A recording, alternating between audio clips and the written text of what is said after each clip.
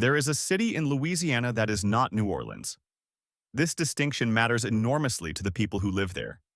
Baton Rouge, the capital of Louisiana.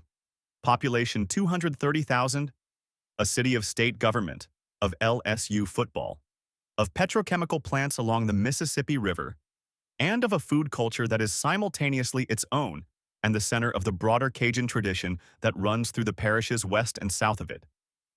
10 dishes this region doesn't just make, it owns.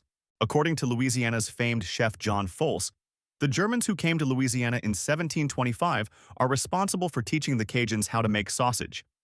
Boudin derived from this sausage-making process with the addition of rice and vegetables like onions and bell pepper to the meat filling. The word boudin comes from Old French for sausage. The French had their own version, boudin blanc, boudin noir, made from pork, blood, cream, and eggs. What the Cajuns did was take the French tradition and make it Louisiana. They added rice, the crop that grew abundantly in the wetlands of the Atchafalaya Basin. They added the Holy Trinity, onion, celery, bell pepper. They added cayenne. They cooked the filling first, then stuffed it into the casing. The result was a fully cooked sausage, not a raw sausage to be cooked later, but a ready-to-eat product that you heat and eat immediately. Historically, boudin was made during boucherie, a communal hog butchering event where families would gather and share in the preparation of meat. It was about sustainability, culture, and community. The boucherie was the Cajun answer to winter food storage. You kill the hog, you use every part immediately, you share with neighbors, and everyone leaves with something. The boudin was made from the parts that didn't make it into the premium cuts. The liver, the heart, the scraps, mixed with rice to stretch everything further. It was the most efficient use of an animal that has ever been developed, and it tasted better than anything made from the premium cuts. Today, boudin is sold from gas stations, from roadside meat markets, from dedicated boudin shops that have become pilgrimage destinations. The Southwest Louisiana Boudin Trail connects dozens of producers across Acadiana. Every producer's boudin is slightly different. The ratio of rice to pork, the spice level, the texture, the moisture. Locals have loyalties. The loyalties are fierce. Cracklins are not pork rinds. This distinction is critical and non-negotiable in Cajun Louisiana. Pork rinds are the skin of the pig, fried until puffed and airy. The light, crispy product sold in bags at gas stations across America. Cracklins, gratins in French, are pork skin with a layer of fat and sometimes a layer of meat still attached, fried twice in lard until the exterior is crisp and dark and the interior remains slightly chewy, dense, and intensely porky. The difference is texture. The difference is fat content. The difference is that cracklins taste like the pig decided to give everything it had and the fryer concentrated it into something the size of a domino. The Germans also introduced the Cajuns to all forms of charcuterie and the boucherie, which resulted in smoked meats like andouille, chaudin, tasso, and chorice. Cracklins emerged from the same boucherie tradition as boudin, the communal hog butchering where nothing was wasted. The skin and fat that didn't go into other preparations went into the hot lard. What came out became the Cajun snack. In Acadiana, cracklins are sold warm from the same meat markets and gas stations that sell boudin. You buy them in a paper bag. You eat them in the car.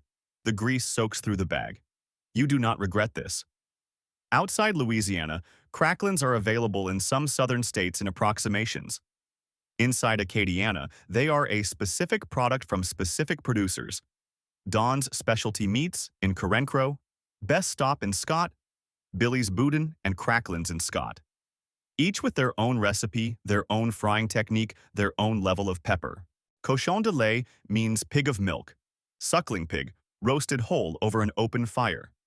It is the centerpiece of the Cajun festival tradition, the dish around which communities gather for the longest and most celebratory occasions. A cochon de lait begins with a young pig, typically under 100 pounds, seasoned inside and out with a mixture of Cajun spices, garlic, and onion. It is mounted on a spit or laid over an open hardwood fire and cooked for 4 to 6 hours, basted continuously, turned regularly, until the skin crisps to a mahogany color and the meat underneath falls from the bone with the weight of its own tenderness. The Cochon de lait Festival in Mansoura, Louisiana, held every May since 1969, is dedicated entirely to this dish. Mansoura, population 1,700, draws tens of thousands of visitors for the festival weekend. The cooking begins before dawn. By noon, the smell has carried for miles. At an LSU tailgate in Baton Rouge, Cochon de lait sandwiches, pulled pork from a whole roasted pig, piled on French bread, are the food of the serious tailgater. The casual tailgater has a hot dog. The person who planned ahead has cochon de lait. The town of La Place, Louisiana, 30 miles east of New Orleans, on the west bank of Lake Pontchartrain, calls itself the Andouille capital of the world. Baton Rouge and the parishes of Acadiana dispute the central claim while accepting the product enthusiastically. The Andouille of La Place, of Acadiana, of the entire Louisiana sausage tradition is a specific thing. The Germans who came to Louisiana in 1725 are responsible for teaching the Cajuns how to make sausage. Louisiana andouille diverged from French andouille, which is made from the stomach and intestines of the pig, into something coarser, smokier, and more forceful. Louisiana andouille is made from pork butt, heavily spiced with cayenne, garlic, and black pepper, stuffed into a large casing, and smoked over pecan wood or sugarcane for hours until the casing blackens and the interior develops a deep, complex smoke flavor.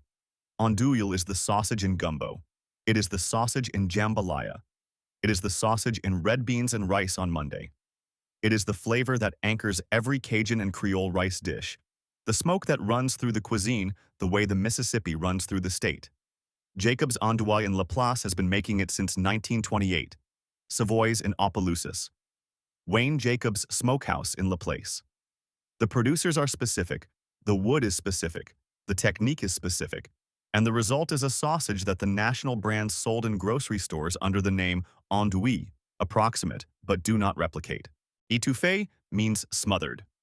The crawfish are smothered, in butter, in the Holy Trinity, in a sauce that concentrates every flavor of the Louisiana wetlands into a single pot. Louisiana crawfish etouffee begins with butter and the Trinity, onion, celery, bell pepper, cooked down until soft. Crawfish tails go in with their fat, the orange-yellow fat from the heads that is the most flavorful thing in the pot. The sauce is built with a small amount of roux or no roux at all. Etouffee purists argue about this with the same intensity that Cincinnati argues about chili beans. Cayenne, green onion, parsley. The whole thing is served over white rice, the crawfish and sauce poured over the mound in the center of the plate. The crawfish season in Louisiana runs from November through June. During that window, crawfish are everywhere, boiled at tailgates, in etouffee at restaurants, in bisque, in pasta, in boudin made with crawfish instead of pork. Outside that window, frozen crawfish tails carry the tradition. Baton Rouge is at the edge of the crawfish country that runs through the Atchafalaya Basin and the rice fields west of the city. The mud bugs, as Louisianans call them, come from those waters, from the rice field farms where the crawfish are raised in flooded paddies. They are caught, cooked, and eaten at tables covered in newspaper, with corn, potatoes, and the specific combination of spices that every Louisiana cook considers their private property. On Monday in Louisiana, you eat red beans and rice. This is not a preference. It is a schedule. The tradition traces to the days when Monday was laundry day, the day when the week's washing had to be done by hand, a labor-intensive process that occupied most of the day and left little time for cooking. Red beans could be put on the stove with the ham bone from Sunday's dinner and left to cook slowly all day while the washing was done. By evening, the beans had become a thick, creamy, intensely flavored stew over white rice, a full meal from almost nothing. Louis Armstrong, born in New Orleans but beloved throughout Louisiana, signed his letters with "Red beans and ricely yours." He ate red beans and rice every Monday of his life that he could. When he died in 1971, the Monday red beans tradition became his memorial as much as his music. The red beans must be Camellia brand, the Louisiana-grown kidney bean that has been the standard since the Camellia Bean Company was founded in New Orleans in 1923. Camellia beans are not the same as other kidney beans. Louisianans know this. They will tell you this. They have a point. The beans cook with andouille, smoked sausage, and the Holy Trinity for hours. They are done when a bean dissolves between two fingers without resistance. You serve them over white rice with hot sauce and French bread. You do this on Monday. Every Monday. Dirty rice gets its name from its appearance. White rice cooked with chicken gizzards, chicken livers, ground pork, the Holy Trinity, garlic, and Cajun spices until the rice absorbs everything in the pan and turns brown, dirty, from the rendered fats and the cooked organ meats. It is one of the most efficient dishes in the Louisiana tradition, a complete, protein-rich, intensely flavored meal made from the parts of the chicken that most American cooks discard. The gizzards give it chew. The livers give it depth. The ground pork gives it body. The rice absorbs everything and becomes a carrier for all of it. Dirty rice appears on every Cajun and Creole restaurant menu in Louisiana. It appears as a side dish at family dinners, at church fundraisers, at the Thanksgiving table alongside the turkey. The filling in boudin, the dirty rice that becomes the base of the sausage, is the same dirty rice that appears on the plate. The logic runs through the entire cuisine. Season everything with the same combination, cook everything slowly, waste nothing. In 1919, Henry Norman Sorage founded a coffee company in Baton Rouge. He was a traveling salesman who had noticed that the coffee available in Louisiana was not meeting the specific preferences of Louisiana coffee drinkers. Darker, stronger, more robust than the coffee sold nationally. Community Coffee has been roasting in Baton Rouge for over a century. It is the largest family-owned retail coffee brand in America. It is the coffee in every restaurant, every diner, every gas station, every home in Louisiana that has not made a specific choice to drink something else. The dark roast, Community Dark Roast, the flagship, is a chicory-blended coffee in the Louisiana tradition. Slightly bitter, deeply flavored. The coffee that people from Louisiana describe when they say they cannot find good coffee anywhere else. Community Coffee does not advertise nationally. It does not need to. It is available in grocery stores across the Gulf South and through mail order to Louisiana expatriates who cannot find it in their new cities. The company ships thousands of orders per week to people who moved away from Louisiana and cannot drink anything else in the morning. Henry Sorage's family still owns the company. The roasting facility is still in Baton Rouge. The coffee is still the coffee that Louisiana wakes up to. The town of Natchitoches, pronounced Natchitoches, a Mississippian word that the French kept when they founded the settlement in 1714, is the oldest permanent European settlement in Louisiana. It is also the origin of one of the oldest continuously made foods in Louisiana. The Natchitoches meat pie is a half-moon-shaped fried pastry, a flaky, lard-based crust folded over a filling of seasoned ground pork and beef with onions, green onions, and bell pepper. The edges are crimped with a fork. The whole thing is deep-fried in oil until golden. It is served hot, immediately, from the fryer. The meat pie has been made in Natchitoches since the 18th century. It appears in accounts of the settlement from the 1700s.